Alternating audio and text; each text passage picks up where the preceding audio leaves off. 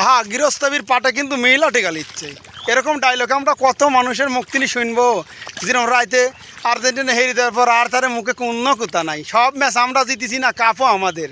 এখন আমরা গৃহস্থ মানুষটি একা লুইটি লিব, দেখছেন এক হাঁটু পানির মধ্যে কিন্তু আমরা পাট বানতেছি।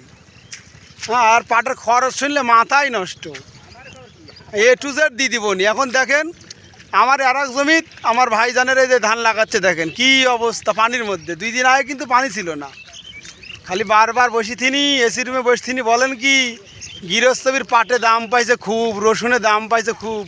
ও ভাই একবার আসেন, মাঠে কাজ করেন, নাহলে একটা জমি রাখি আবাদ করেন, তাহলে বুঝতে পারবেন রসুনের কীরম দাম, পাটে কীরম দাম। খালি বাজারে শুনি শাইন ভাই তোমার তো মিলাই বীর 10 মণ পাট হলে তুমি টিকা তো 50,000 পাবে। ভাই খরচ কীরম একবার আসি জমি নিয়ে দেখেন। এখন একথবে টিকা পাই জন্যে কৃষি কাজটা করি ভাই। এখন দাদা জমি থেকে গেছে, করা তো লাগবি, ফিলাই দেওয়া তো আর লাভ নাই। জাগ দেবো তাই লস খাই পরে বার লিবিলা, এই জন্য আমরা নিজেরাই আবাদ করিচ্ছি। এই যে বড় ভাই আইছে, মামারা আইছে, লোক পাই না কী করবেন, আত্মীয় দিয়েই ধান লাগাচ্ছি। যাই হোক সবাই ভালো থাকবেন, সুস্থ থাকবেন। আর যারা ভাই কৃষিকাজ জানেন না তারা মাঠে যেন নামেন না, রিল্যাক্সে থাকবেন।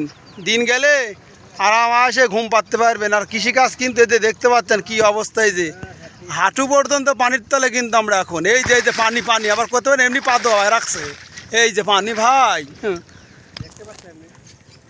এই যে আমার কাকা করতে দেখতে পাচ্ছে তো, এই যে ঘাই দিচ্ছে কাকা, সমানে ধান লাগাচ্ছে। আর এই যে মিডিলের আমার ওই মামার করে হাইরে পাতলা করে ধান লাগাচ্ছে। রসুনের সময় আমরা আওয়ারই পাবো না, শেষে কিনা লাগবি। আবার করতে আমার দুর্নাম করছে, দেখছাও কি যন্ত্রণা। একটু দেখাই দেন কত সুন্দরভাবে ধান লাগাচ্ছে। আপনি এরকমভাবেই ধান লাগাবেন। এইদিকে হলো আপনার 9 ইঞ্চি, এদিকে 9 ইঞ্চি। যেহেতু বুশালি ধান এত বেশি ঘন দেওয়ার দরকার নাই, অ্যাকুরেট যেভাবে মাপ দেখতে পাচ্ছেন খুব সুন্দর হয়।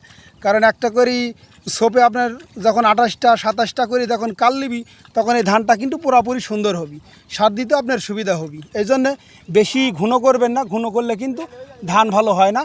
আমি কিন্তু প্রতিটা ভিডিওতেই গতবার দেখিয়েছি আপনাদের। যাই হোক সবাই ভালো থাকবেন, সুস্থ থাকবেন। আল্লাহ হাফেজ।